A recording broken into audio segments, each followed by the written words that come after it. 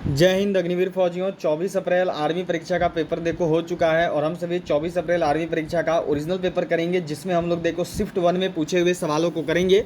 जो भी क्वेश्चंस देखो शिफ्ट 1 में पूछे गए हैं उन सभी क्वेश्चंस को हम लोग बनाने वाले हैं। 24 अप्रैल आर्मी परीक्षा का पेपर देख लो। आज जो 24 अप्रैल का शिफ्ट 1 का पेपर है, यह देखो ट्रेसमेंट 10th का हुआ था और इसका आज हम लोग पूरा का पूरा ओरिजिनल पेपर जो है बनाने वाले हैं। तो चलिए क्लास को सेशन को शुरू करेंगे। याद रखिएगा कंप्लीट करने वाले हैं, जीके जीएस पूरा का पूरा देखेंगे क्या पूछा जा रहा है। जल्दी से सारे लोग एक एक बार क्लास को सेशन को शेयर करिए, अपने हर एक दोस्त तक पहुंचाइए। इसके साथ साथ सभी लोगों को लाइक कर लेना जिन्होंने अभी तक भी लाइक नहीं किया है, और सभी लोग जो है चैनल को सब्सक्राइब करके बेल आइकन को ऑल पर जरूर सेट कर लीजिएगा। तो चलिए शुरू करेंगे। सभी को जल्दी से क्लास को शेयर करते रहना है, सभी तक पहुंचा दीजिएगा क्लास को। चलिए शिफ्ट 1 में आए हुए क्वेश्चंस देख लो। यहाँ पर शिफ्ट 1 में आया हुआ जो क्वेश्चन है यह देखो यहाँ पे मिला हुआ है। क्वेश्चन नंबर 1 है कि टमाटर में कौन सा अम्ल पाया होता है। Which acid is there in tomato, citric, nitric, oxalic या फिर फॉर्मिक। जो टमाटर है, टमाटर में कौन सा अम्ल पाया जाता है। इस सवाल का सही जवाब क्या होगा। टमाटर में कौन सा अम्ल पाया जाता है, जल्दी से सभी लोगों को जवाब देनी है और बतानी है। तो बहुत ही इजी सा क्वेश्चन है, जल्दी से सब कोई करेंगे और बताएंगे। यहाँ पे जल्दी से कोई करना और बताना। टमाटर में जो है देखो आपका साइट्रिक अम्ल होता है, ठीक है। क्या हो गया सही जवाब, तो ऑप्शन ए साइट्रिक अम्ल।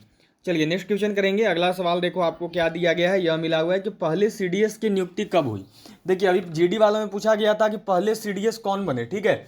अभी क्या पूछा है, अभी पूछा है कि पहले सीडीएस की नियुक्ति कौन हुई। चलो जल्दी से जवाब दोगे और सभी लोग बताओगे कि इस सवाल का जो है सही जवाब क्या होगा। पहले सीडीएस की नियुक्ति कब हुई है, तो पहले सीडीएस की नियुक्ति याद रखना है। देखो ये हुआ था 31 दिसंबर 2019 में, ठीक है। और बने कौन थे, तो बने थे देखो बिपिन रावत। हो गया सबका, सब लोग को क्लियर होगा बने कौन है, तो बने हैं बिपिन रावत। सभी लोगों को जो है ध्यान में रखनी है। चलिए अगला सवाल देखेंगे, जल्दी सब लोग को करना और बताना है। यह देखो है सवाल, यहाँ पर देखो आपसे पूछा गया है कि कार्बोहाइड्रेट किस में पाया जाता है। Carbohydrates are found in. जो कार्बोहाइड्रेट हैं यह किस में पाए जाते हैं, जो कार्बोहाइड्रेट हैं यह किस में मौजूद होते हैं। चलिए बिल्कुल सही जवाब देंगे और सभी लोग बताइएगा कार्बोहाइड्रेट जो हैं यह किस में पाए जाते हैं, किस में मौजूद होते हैं। तो यह देखो चावल में पाए जाते हैं, या जो है चावल में मौजूद होते हैं, ठीक है। चलिए अगले सवाल पे चलते हैं। अगला सवाल देखो क्या पूछा गया आपसे कि वर्तमान भारत के स्वास्थ्य मंत्री कौन है। Who is the current health minister of India. करना और बताना है कि वर्तमान भारत में जो है भारत के स्वास्थ्य मंत्री कौन है। सही जवाब क्या होगा, बिल्कुल सही जवाब सभी लोग कीजिएगा और बताइएगा। वर्तमान भारत के स्वास्थ्य मंत्री के बारे में यहाँ पर आपसे पूछा गया है।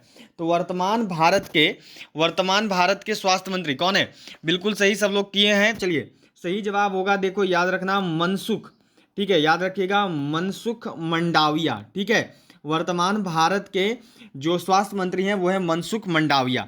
चलिए अगला सवाल देखते हैं। नेक्स्ट क्वेश्चन यहाँ पर देखो आपका दिया हुआ था, यह सवाल मिला है कि राजाजी राष्ट्रीय उद्यान कहाँ स्थित है। Where is Rajaji national park located. Uttarakhand में है, यूपी में है, एमपी में है या फिर पश्चिम बंगाल में है। जो राजाजी राष्ट्रीय उद्यान है यह कहाँ पर स्थित है। बिल्कुल सही, सब लोग अपना अपना आंसर रखोगे और बताओगे राजाजी राष्ट्रीय उद्यान कहाँ पर है। सही जवाब क्या होगा, राजाजी राष्ट्रीय उद्यान कहाँ है। तो जो राजाजी राष्ट्रीय उद्यान है यह देखिए आपका उत्तराखंड में है। जो सही जवाब है यह है ऑप्शन ए उत्तराखंड, ठीक है। चलिए अगला सवाल देखते हैं। अगला सवाल देखो आपको दिया हुआ है कि गरीब कल्याण अन्न योजना किसने शुरू की। हु स्टार्टेड गरीब कल्याण अन्न योजना। किसके द्वारा शुरू किया गया था गरीब कल्याण अन्न योजना की शुरुआत किसने की। तो गरीब कल्याण अन्न योजना जो है ये याद रखिएगा हमारे देश के पीएम नरेंद्र मोदी जी के द्वारा जो है देखो शुरू किया गया था। सब लोग को याद रखना है, गरीब कल्याण योजना की शुरुआत नरेंद्र मोदी ने करी है। चलिए अगला सवाल आपके सामने है। यहाँ पर देखो यह क्वेश्चन है कि चांदी पर जंग लगने में उसका रंग कैसा होता है। जो चांदी पर जंग लगता है तो उसके बाद चांदी का रंग कैसा हो जाता है। चांदी पर जंग लगने के बाद चांदी का कलर क्या हो जाएगा। तो जब चांदी पर जंग लगेगी तो चांदी पर जंग लगने के बाद चांदी का जो रंग है वो काला हो जाता है, वह देखो ब्लैक हो जाता है। क्या हो गया सही आंसर, तो जो सही आंसर है ये हो गया यहाँ पर ब्लैक हो गया। चलिए अगला सवाल देखो यहाँ पे दिया हुआ है। यह क्वेश्चन है कि सन 2000 में यूपी से कौन सा राज्य अलग हुआ। वे which state was separated from UP in the year 2000। सन 2000 में यूपी से कौन सा अलग हुआ।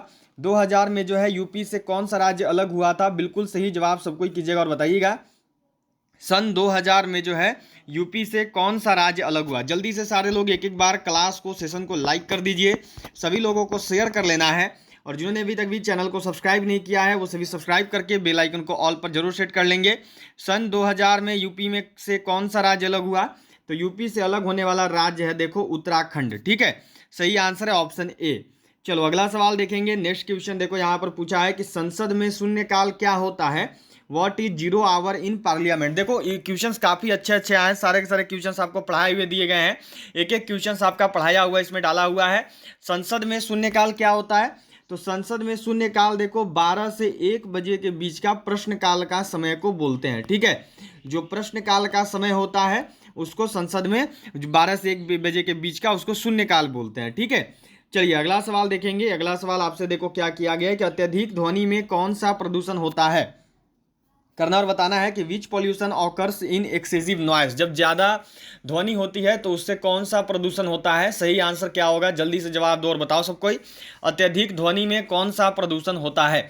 बिल्कुल सही आंसर करना और बताना है। तो अत्यधिक ध्वनि में याद रखना है देखो सब लोग को कि ध्वनि प्रदूषण होता है, ठीक है। जब अत्यधिक ध्वनि होगी तो उससे ध्वनि प्रदूषण होगा। चलिए अगला सवाल करेंगे। अगला सवाल देखो क्या पूछा है कि लोहे पर जंग लगना किसका उदाहरण है? Rusting of iron is an example of what? लोहे पर जंग लगना किसका उदाहरण होता है? चलो बिल्कुल सही जवाब सब कोई करोगे और बताओगे। लोहे पर जंग लगना यह किस चीज का उदाहरण है? तो लोहे पर जंग लगना ये पूछा था कौन सा भौतिक परिवर्तन का या रासायनिक परिवर्तन का? तो यह देखो एक रासायनिक परिवर्तन का उदाहरण है। लोहे पर जंग लगना जो है यह रासायनिक परिवर्तन का उदाहरण होता है। चलिए अगला सवाल आपके सामने है। यह देखो आपसे पूछा हुआ है कि वर्तमान में राज्यसभा के सभापति कौन है? Who is the present chairman of Rajya Sabha? तो राज्यसभा का सभापति, राज्यसभा का अध्यक्ष कौन होता है? जो वर्तमान उपराष्ट्रपति होता है। तो अभी वर्तमान में उपराष्ट्रपति कौन है? तो वर्तमान में देखो हमारे देश के उपराष्ट्रपति हैं जयदीप धनखड़, ठीक है। तो इस प्रकार यह जो है वर्तमान में राज्यसभा के सभापति भी हो गए। चलिए नेक्स्ट क्वेश्चन आपके सामने है। देखो ये आपको मिला हुआ है कि जिसकी 7 भुजाएं होती हैं उसे क्या कहते हैं? बताना है उसके बारे में। जिसका 7 भुजा होता है उसको क्या बोलेंगे? जिसकी 7 भुजाएं होती हैं उसको क्या कहा जाएगा? तो जिसकी 7 भुजाएं होती हैं उसको देखो सप्तभुज बोलते हैं। सही आंसर है आपका ऑप्शन ए। चलिए अगला सवाल करेंगे। अगला सवाल देखो आपसे पूछा हुआ है कि टमाटर में कौन सा अम्ल होता है? Which acid is there in tomato? जो टमाटर है टमाटर में कौन सा अम्ल पाया जाता है? बिल्कुल सही जवाब करिएगा और बताइएगा टमाटर में कौन सा अम्ल मौजूद होता है? तो टमाटर में देखो साइट्रिक अम्ल, साइट्रिक एसिड मौजूद होता है, ठीक है। अच्छा साइट्रिक के साथ साथ देखो ऑक्जेलिक भी होता है। तो ऑप्शन में क्या दिया गया था वह देखना है। बच्चों ने बताया कि सर साइट्रिक ऑक्जेलिक अलग अलग जगह पे अलग अलग चीज़ दी गई है, तो आप देख लीजिएगा आप में क्या मिला हुआ है। चलिए अगला सवाल करेंगे। अगला सवाल देखो यहाँ पर आपको दिया हुआ है, यह क्वेश्चन मिला है कि भारत में सबसे अधिक हीरा का उत्पादन किस राज्य में होता है? Which state has the largest diamond production in India? करना और बताना है कि भारत में सबसे अधिक हीरा का उत्पादन जो है कौन सा राज्य करता है? हीरा का उत्पादन कहाँ पर सबसे अधिक होता है? तो यह देखो एमपी में जो है सबसे अधिक होता है, मध्य प्रदेश में जो है आपका सबसे अधिक होता है, ठीक है। चलिए अगला सवाल आपको देखो दिया हुआ है। नेक्स्ट क्वेश्चन क्या है कि पाचन तंत्र का सबसे लंबा भाग कौन सा है? Which is the longest part of the digestive system? पाचन तंत्र का सबसे लंबा भाग क्या होगा? तो पाचन तंत्र का जो सबसे लंबा भाग है यह देखो स्मॉल इंटेस्टाइन होता है, यह जो है छोटी आंत होती है। चलिए अगला सवाल आपके सामने है। देखो यहाँ पर यह मिला हुआ है आपको। नेक्स्ट क्वेश्चन है कि निम्न में से रोग का वाहक नहीं है?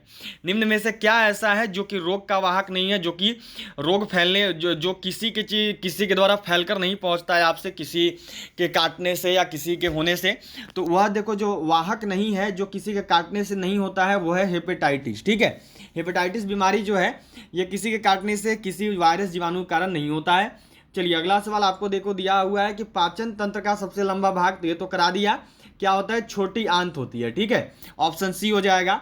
चलिए अगला सवाल है यहाँ पर देखिए आपको यह दिया गया है। नेक्स्ट क्वेश्चन क्या मिला हुआ है आपको यहाँ पर कि धातु अम्ल से क्रिया करके कौन सी गैस बनाती है? धातु जो है अम्ल से क्रिया करके कौन सी गैस का निर्माण करती है? जल्दी से सब लोग जवाब करेंगे और बताएंगे। तो धातु जो है देखो अम्ल से क्रिया करके हाइड्रोजन गैस को बनाती है, ठीक है। सही जवाब है ऑप्शन सी। चलिए अगला सवाल है यहाँ पर। नेक्स्ट क्वेश्चन तो इसका तो कर लिया, धातु अम्ल से विक्रिया करके कौन सी गैस बनाती है? तो याद रखनी है कि वह हाइड्रोजन गैस बनाती है, ठीक है। और जिसका सूत्र होता है H2। चलिए अगला सवाल यहाँ पर है, देखो ये आपको दिया हुआ है, पूछा था आपसे देखो कि डीआरडीओ के वर्तमान अध्यक्ष कौन है। डीआरडीओ के वर्तमान अध्यक्ष कौन है, तो डीआरडीओ के वर्तमान अध्यक्ष कौन है, तो याद रखना है ये है देखो समीर वी कामत। ठीक है, पूछेगा कि डीआरडीओ के वर्तमान अध्यक्ष कौन है, तो ये है समीर वी कामत। सही जवाब है आपका देखो समीर वी कामत। चलिए जल्दी से सारे लोग एक एक बार क्लास को लाइक करिए, शेयर करिए, सभी लोग जितना ज़्यादा शेयर कर सकते हैं, और सभी लोग जो है चैनल को सब्सक्राइब करके बेल आइकन को ऑल पर जरूर सेट कर लेंगे।